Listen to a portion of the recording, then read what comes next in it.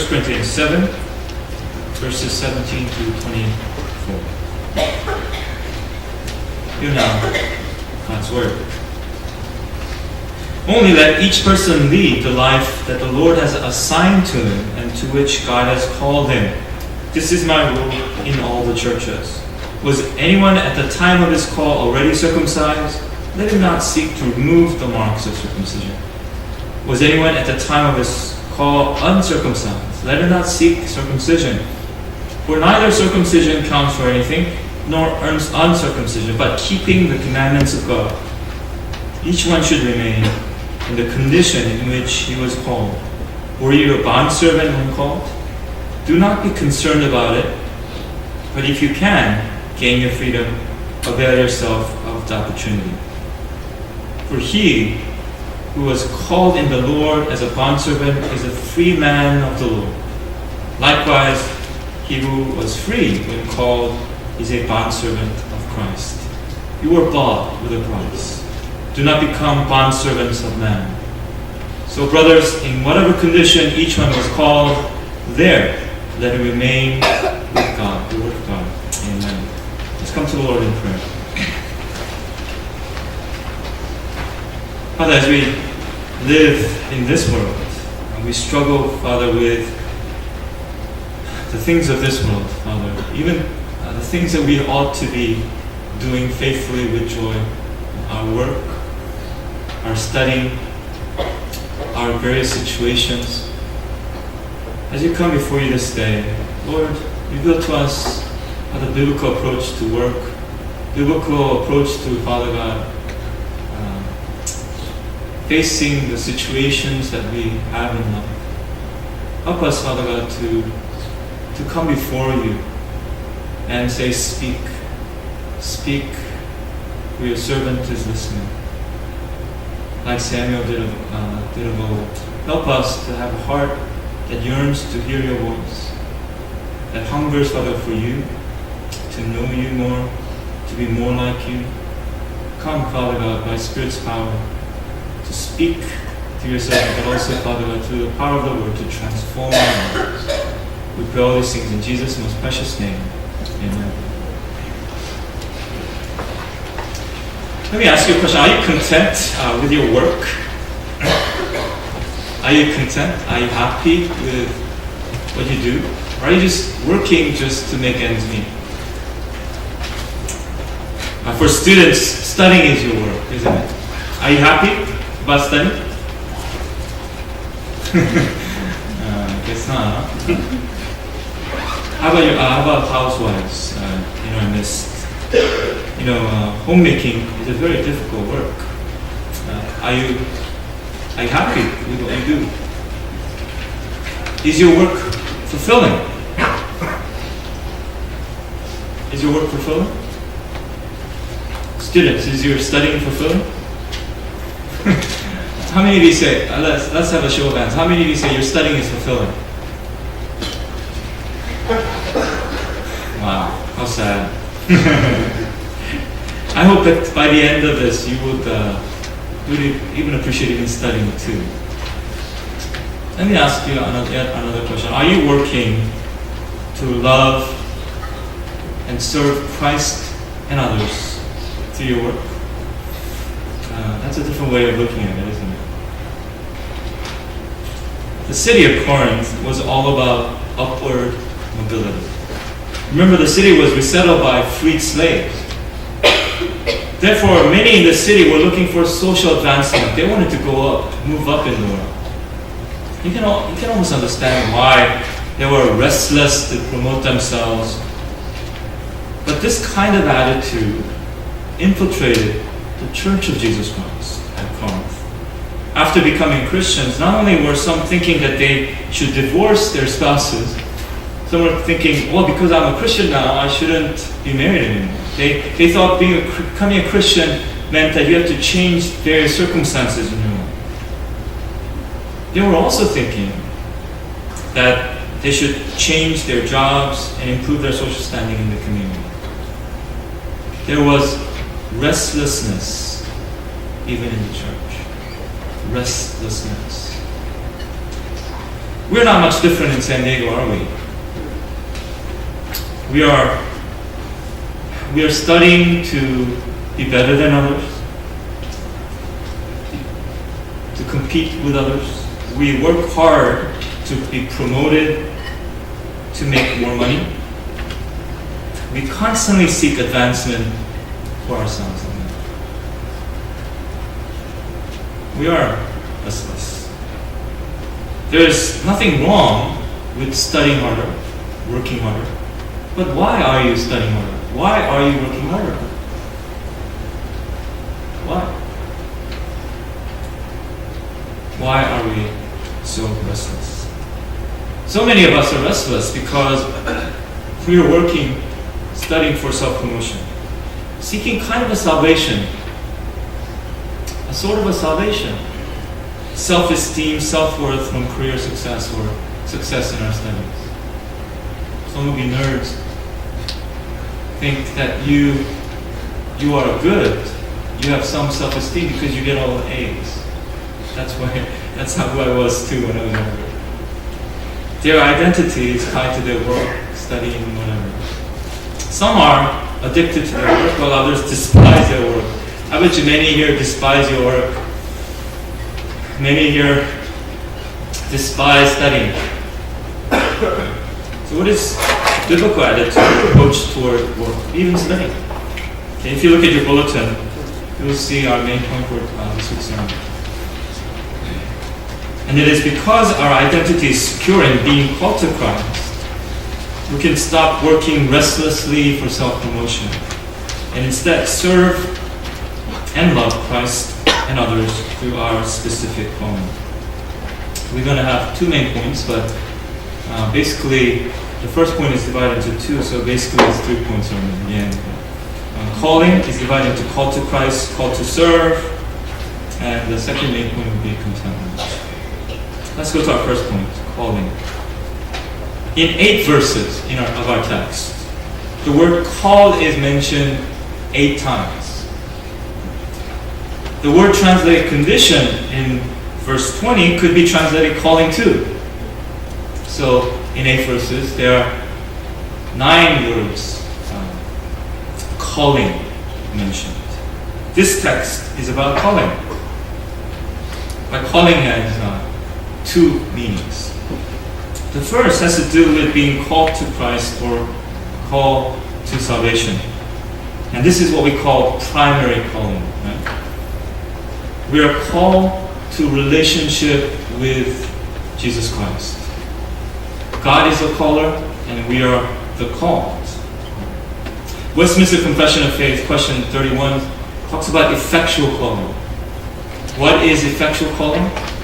Effectual calling is the work of God's Spirit, whereby convincing us of our sin and misery, enlightening our minds in the knowledge of Christ, and renewing our will. He does persuade and enable us to embrace Jesus Christ, freely offered to us in the gospel. This is the call, the effectual call of God.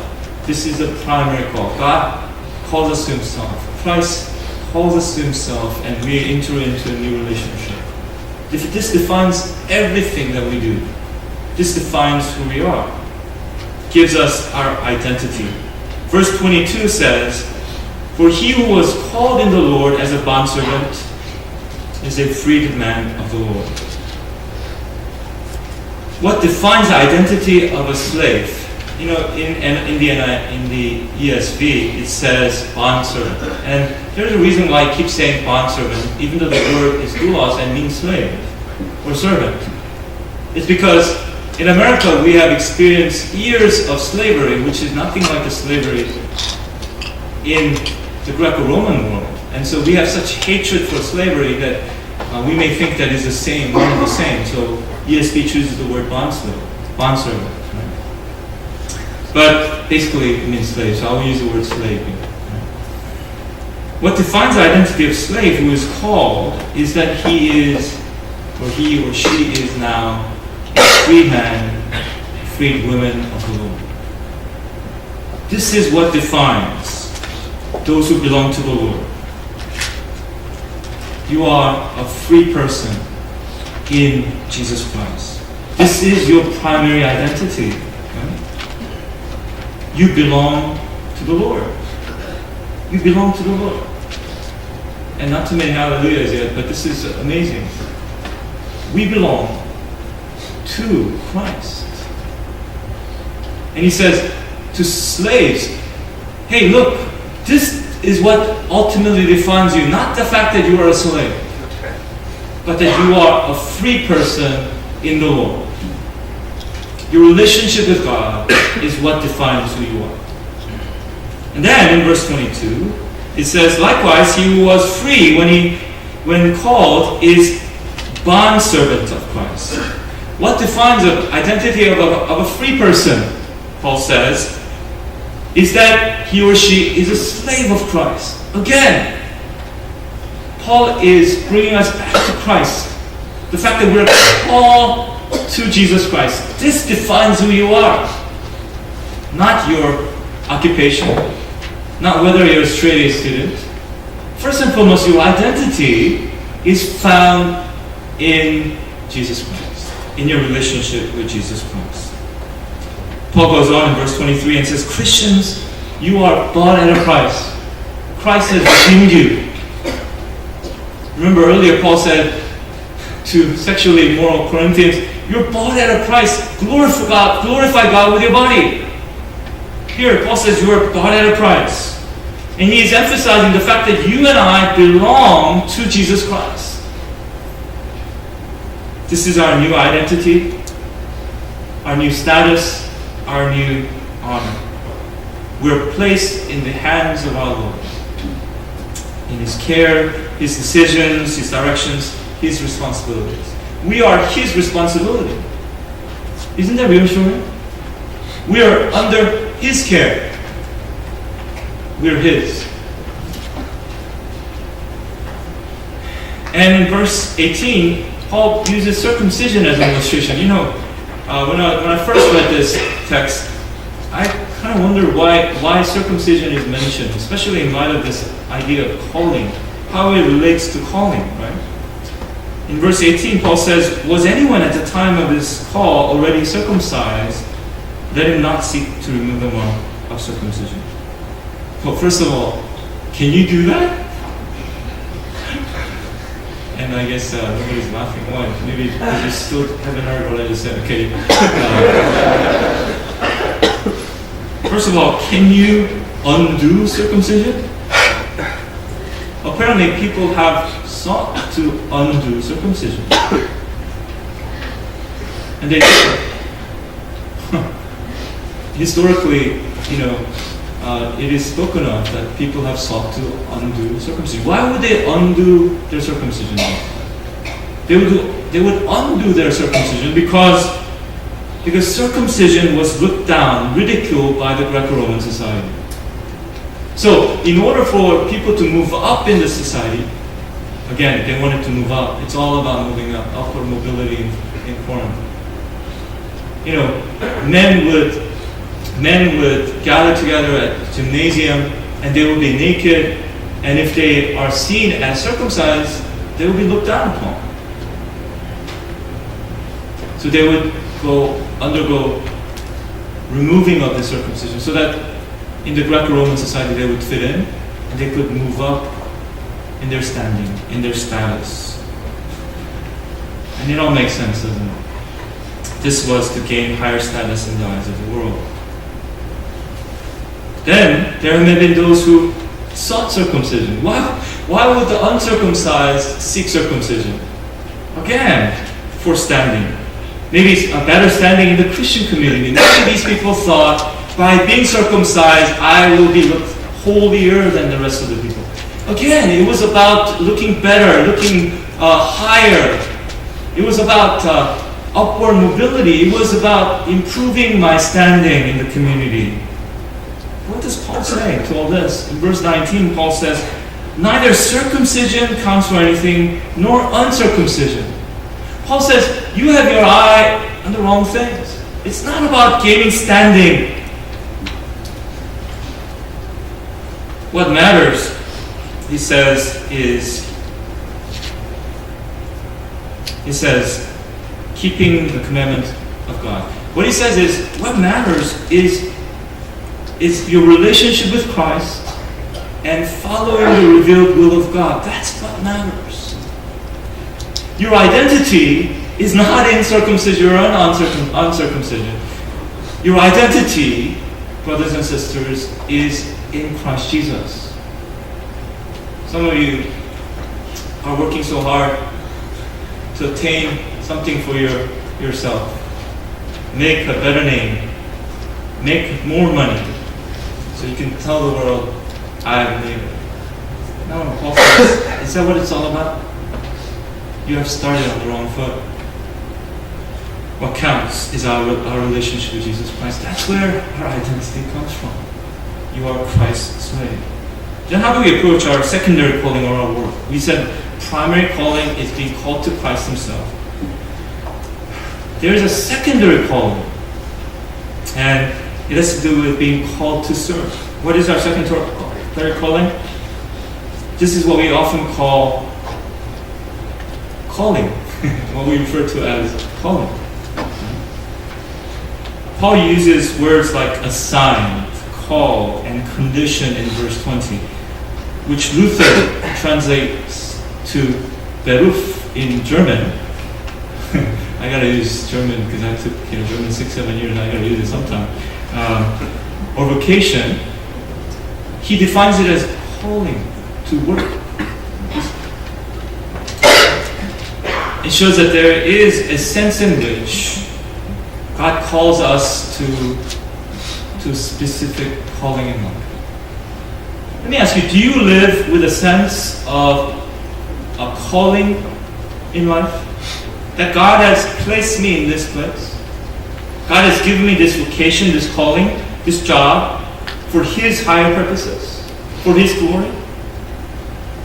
Even as a student, do you have a sense in which God has called me to UCSD? God has called me to SDSU. I won't name all the campuses, but you get the idea. God has called me to my campus to study, to be a student. It's my call, it's my vocation. Whatever company that God has called you to, whatever job that God has called you to, do you have a sense in which God has assigned me this task? God has called me to this. And I'm going to give my best.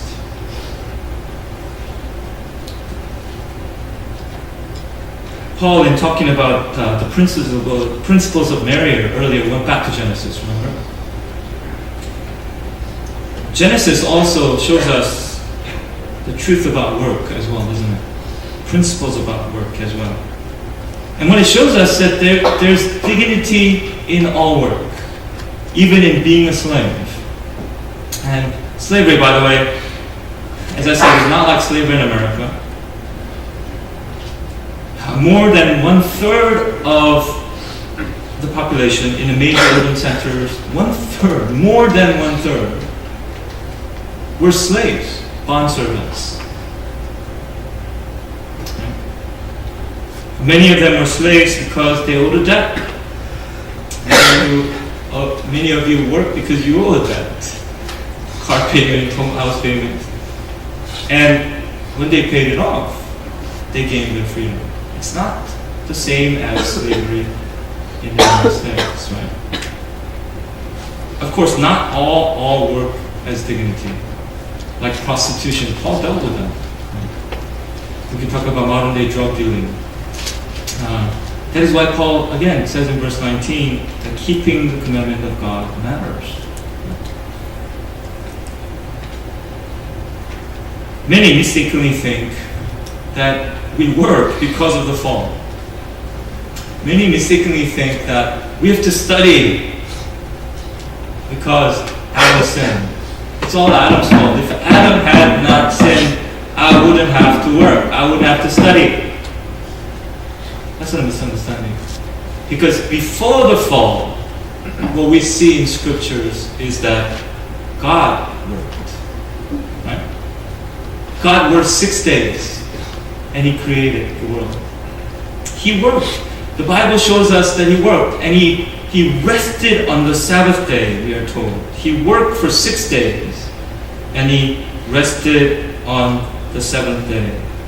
Then God has Adam and Eve work in the garden that He Himself had made. Right? So humans, we're supposed to continue the work that God has started. God, in the book of Genesis, is pictured then as a gardener. And by the way, when Jesus comes, what does He come as? He comes as a carpenter. Isn't that interesting? Ironically, many of our parents would have looked down upon such work, gardening and carpentry. They wanted us to be doctors, lawyers, and engineers, and some of you have succeeded. Hooray! But so many of us are guilty of looking down on manual labor, like gardening, like carpentry. I wonder, I wish I had the stuff that Jesus had made as a carpenter. I bet you he would have made the most wonderful tables, most beautiful chairs. Can you imagine? Jesus would have done excellent work as a carpenter. But I'm here to tell you, brothers and sisters, all work has dignity. Philosopher Al Walters writes, we, as God's representatives, carry over where God left off. We are continuing, brothers and sisters, where God stopped. Not that God stops working.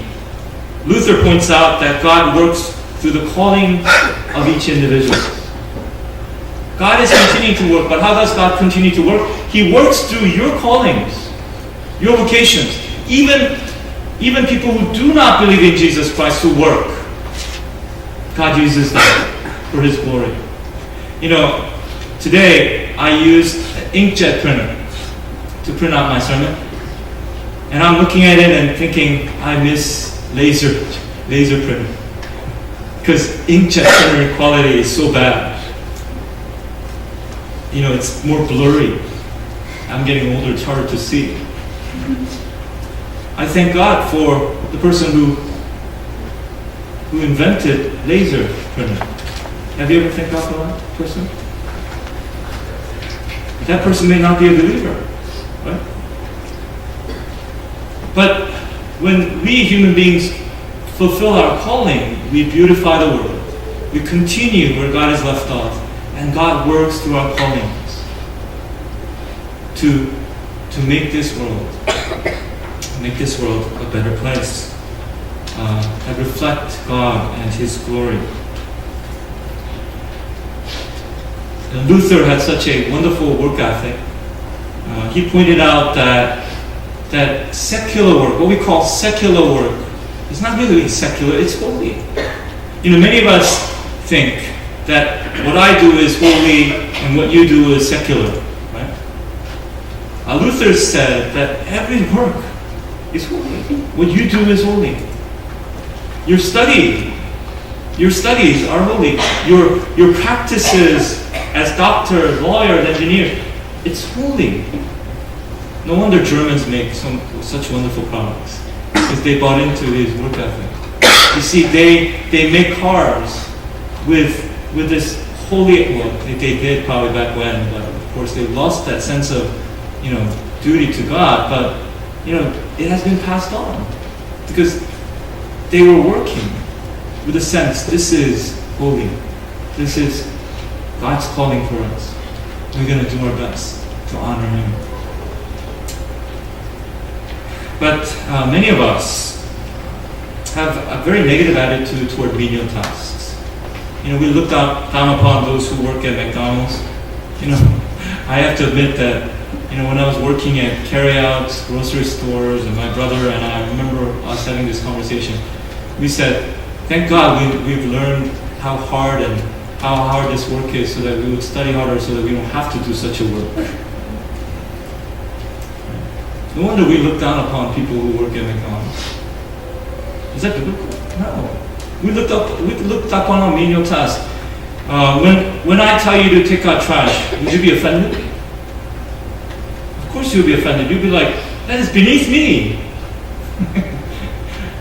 You think, how dare you, Pastor Joe, tell me to take out trash? Right? Why don't you take out trash? Would be probably the response. As a young person, I remember living in the Middle East, and my father went bankrupt again, so we were living at the church. I remember I took joy in vacuuming our church sanctuary. We lived at the church. It was an underground church. And I didn't get paid for it, but my mom said, go vacuum, and, I was the one who vacuumed the sanctuary every week, more than once a week, because we worship twice a week.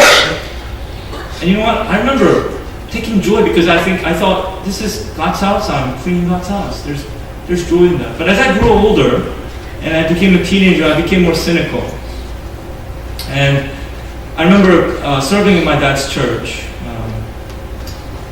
And we, the young people, had to set up chairs, set up tables, take down the tables and put it back, put all the chairs back, while the older people were just hanging out, not doing what we were called to do. I remember being very resentful. Even as I was working, I was thinking, why aren't those guys doing that? And the problem was, I was thinking, this is a menial task. Somehow I was thinking, this is beneath me. Is that right? Is it beneath you? It's not beneath you. This morning, I went to the restroom after an elderly gentleman. I walked in as he was coming out, and I went to the toilet to pee. Too much information, but I noticed there's pee all over the floor. And especially because I was about to preach this sermon, I was thinking, I gotta just clean it up. And I think it's beneath me to clean this piss on the floor. I was thinking, if I get older, I'll probably miss the toilet too. Seriously, I'm being dead serious. If you get older, your accuracy fails. And you too will miss.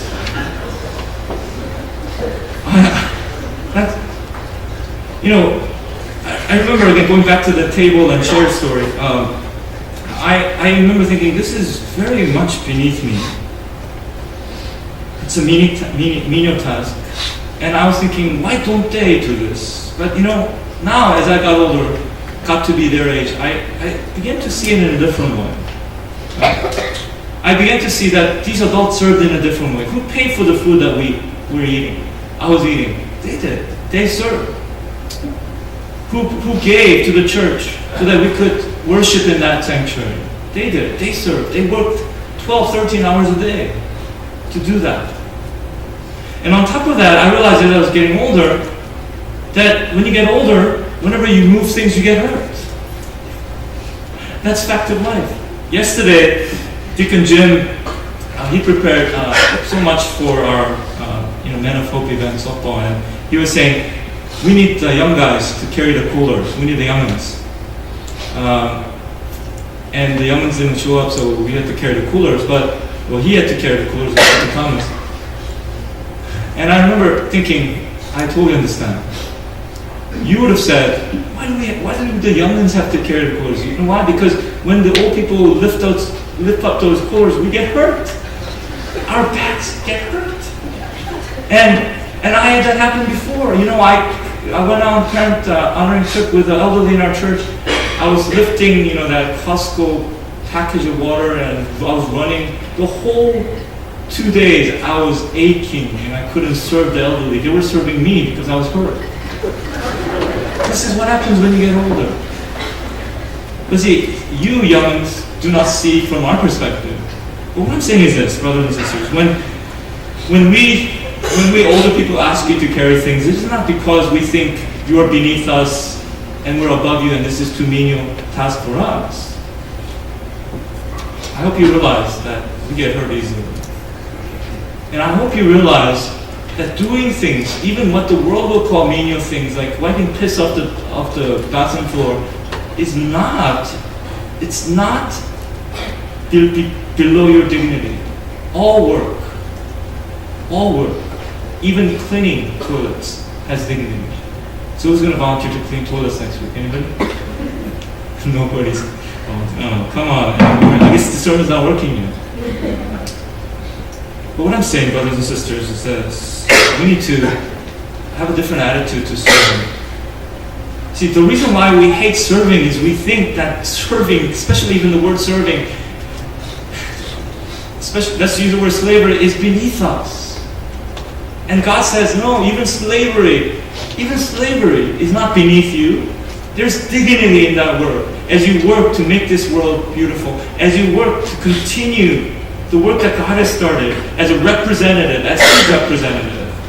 Calvin said it this way: no task will be so sordid and base, provided you obey your calling in it, that it will not shine and be reckoned very precious in God's sight.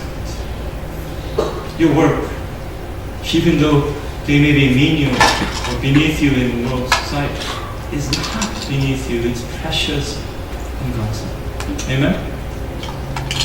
So next time our leaders ask you to take out trash, don't think,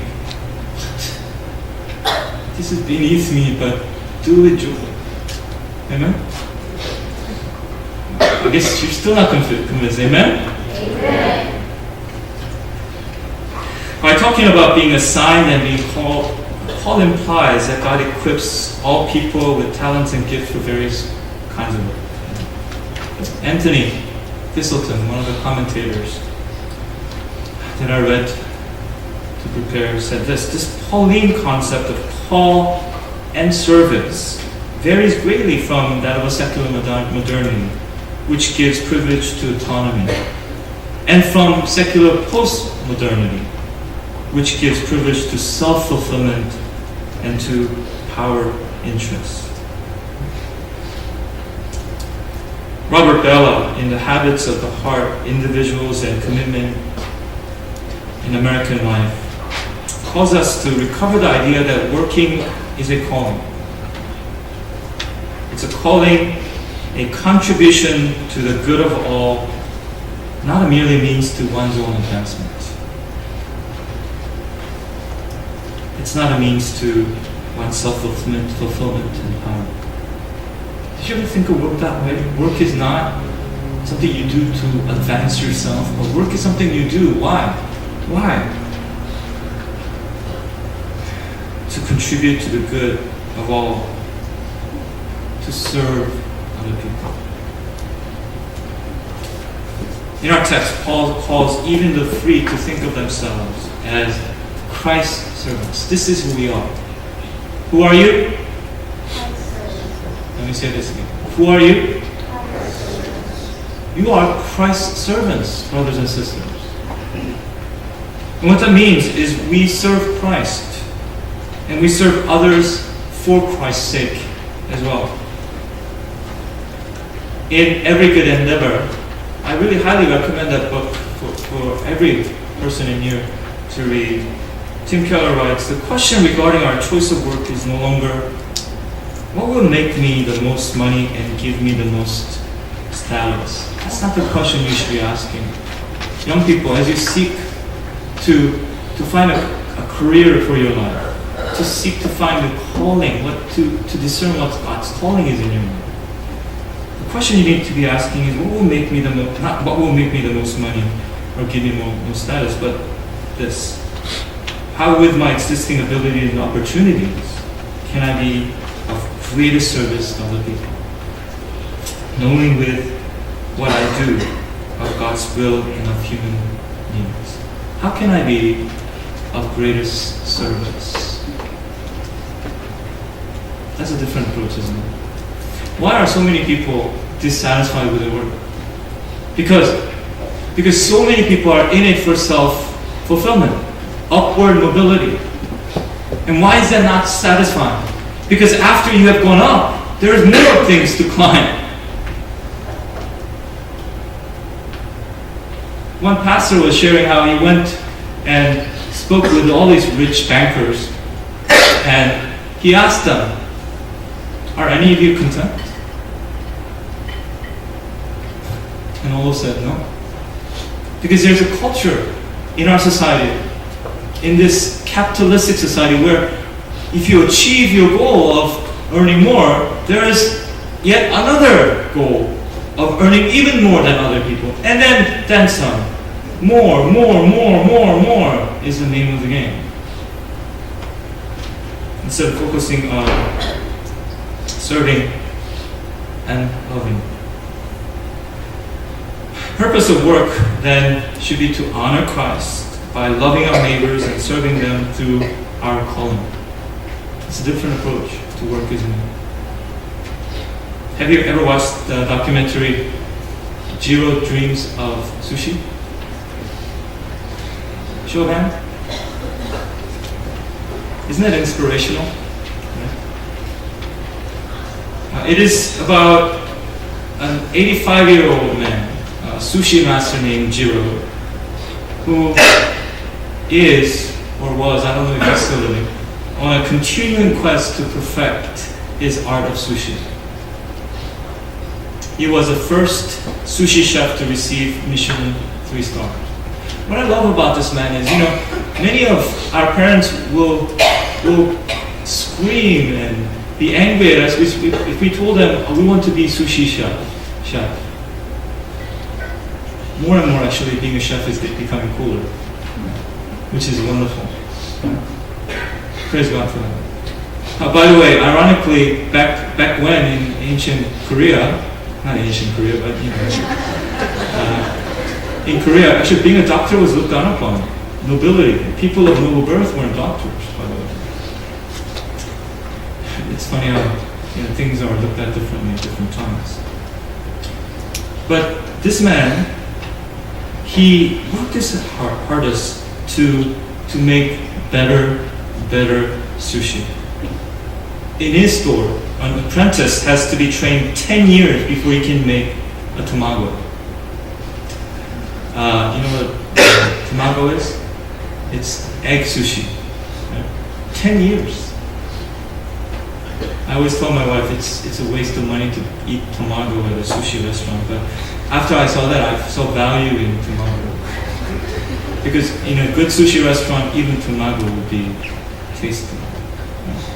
You see what I'm talking about? It inspired me. Documentary inspired me because he was a man, I don't think he's a Christian, who took his vocation calling so seriously. He worked his hardest to make better sushi to serve other people. He'll make money, obviously. He is making money. I don't think that was his ultimate goal. Documentary seems to say he wanted to make a better sushi. He was an endless pursuit of doing that. Excellence, brothers and sisters, honors Christ. Many of us say we serve Christ, but we give God our leftovers. We say we serve God, but we don't work hard. We say we serve God, we want to work God, but work for God, honor God. But even in our workplaces, even in our studies, do we work hard to honor God? Even in your studies, do you study hard to honor God, to serve others? Studying for ourselves is very shallow. But studying because we're called to that area of our call. And studying it to serve other people for the greater purpose of advancing God's kingdom. And also, beautifying this world, serving the people of this world, making things better in this world. I realize that's on a different level, isn't it? How about studying also to know God? One of the ways in which I survived through seminary and enjoyed seminary was I said, God, I want to study to know you more. I approach my studies that way. God, I want to study and know you more through this. And so I was able to enjoy love seminary. Some of you are like, I'm not studying theology, but how about science? People like Isaac Newton, Christian scientists, why did they study science? They wanted to study science so that they would know the natural laws, how things worked in this world. And by studying those things, they understand more and more about general revelation. And by knowing more and more about general revelation, they get to know more about God. Interesting approach to the study. Excellence honors God. The way we serve best is to do our job as well as it can be done. Not just do it because you're called to. You know, there are many people who serve in the church. And there are people who serve and give their all. And I love to see that. So beautiful. If it's beautiful in my eyes, how beautiful do you think it will be in God's eyes when you serve with the utmost for God's good? Colossians 3:23 says, whatever you do, work heartily as for the Lord and not for men. Finally, contentment. Besides the concept of calling, our text is concerned about another concept that Paul repeats 3 times in our text. Look at verse 17. Only let each person lead the life that the Lord has assigned to him and to which God has called him. Verse 20. Each one should remain in the condition in which he was called. Verse 24. So brothers, in whatever condition each one was called, there let him remain with God. It's, usually in Scripture, important things are repeated twice. But when it's repeated 3 times, you have to understand it's very important. What is Paul trying to get at here? Right? You could simply summarize by saying something like, remain in your situation, remain where you are. However, this doesn't explain fully the situation. Let me explain. In Corinth, and just like our society, there was restlessness. One commentator says, in our culture, in this culture, upward mobility is almost a sacred duty. Let me ask you, if your husband doesn't get a promotion increasingly in his life, wives, would you be happy? I bet you would be mad at him saying, why aren't you bringing me more money? Everybody else is getting promoted. Why aren't you getting promoted? Right? I mean, in our culture, upward mobility is a sacred duty. Right? There's a constant desire to get promotion, a better job, a better title, larger salary, constant desire to socially move up in the world. Constant. People constantly crave for something newer, something better. We want that next big thing. We're constantly looking to upgrade our iPhones, our Samsung phones, and we don't think the one we have is good enough, even though you don't use 90% of the apps, the things that you can use on the phone. We're obsessed with upward mobility like the Corinthians. There is restlessness that is spreading like a disease. What does Paul say? Paul says, stop thinking like that. Stop being so restless. Remember that we are Christ's servants. We have a high standing already because we are Christ's brothers and sisters. What defines you is that we are Christ. You are Christ, and then there is no higher standing than that. Amen? But we still strive for more and more. Paul says in verse 23, do not become slaves of man. What does he mean by that? Apparently, becoming a slave to a person of higher standing in the community brought higher status to you. So if you became a slave of the emperor, Caesar, then you are at a higher status than if you were, even just a mere worker. Interesting. So Paul is saying, again, don't make it all about getting a higher standing. We are Christ's slaves. There is no higher status. You're Christ's brothers and sisters. That's an honor that has been bestowed on all of us. There shouldn't be this kind of restlessness. Isn't it interesting that the Corinthians were interested in changing their status, their calling, their situation, but they were not interested in changing their sinful ways.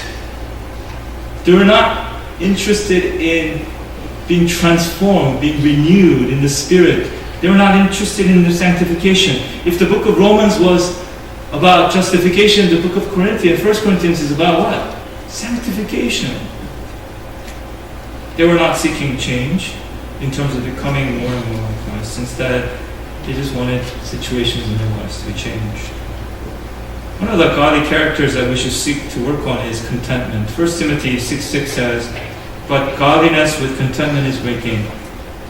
How can we gain this contentment? Remember whose servant you are again. Remember whose servant you are. You have a high standing. Remember also that you have been saved by Christ. Some, like Luther, sought salvation in their work. Many of the monks thought if you work as a monk in this sacred calling, right, you gain a better standing with God. Luther became a monk because he wanted to be assured of his salvation even more. But that didn't help. In fact, he was always restless. He was always fearful. He did not have a peace of mind about his salvation. He was fearing judgment. That peace was not found in working for salvation. No, that peace was found in realizing that we have justification through Christ and His finished work on the cross. He found peace, realizing that, again, there's justification in Christ and His finished work on the cross. Many seek same sort of a salvation. They want to achieve self-esteem, self-worth from work. And we need to remember, brothers and sisters, that we've been saved in Jesus Christ. Amen? We've been saved in Jesus Christ, so we don't need this kind of salvation. We don't need to work for self-esteem. We have self-esteem. Or better yet, Christ's esteem. Not self-worth, but Christ's worth. Also, remember that you are a servant called to serve and love where God has placed you too. We have to take our eyes off of our desire for self-fulfillment and instead seek to serve and love Christ and the people we love. Does that mean that all change is bad? What about working hard to get promotion? Is that always bad? Sometimes while working faithfully, God may give you a promotion and lead you to a job where you can serve and love Christ even more. Look at verse 21. Were you a slave when called? Do not be concerned about it. What does Paul say? How could you not be concerned about being a slave? He says, don't be concerned about it. That's not what matters the most. Because you're Christ's servant. Then he says, but if you can gain your freedom, avail yourself of the opportunity. This sentence is notoriously difficult to translate. So much so that people say the very opposite thing of what he said. For instance, Thistleton, another very, very scholarly commentator, says, even if there's a possibility that you might become free, rather start to make positive use of the present. He translated very differently, doesn't he? Very opposite. He says, remain where you are, even if you have the opportunity to become free.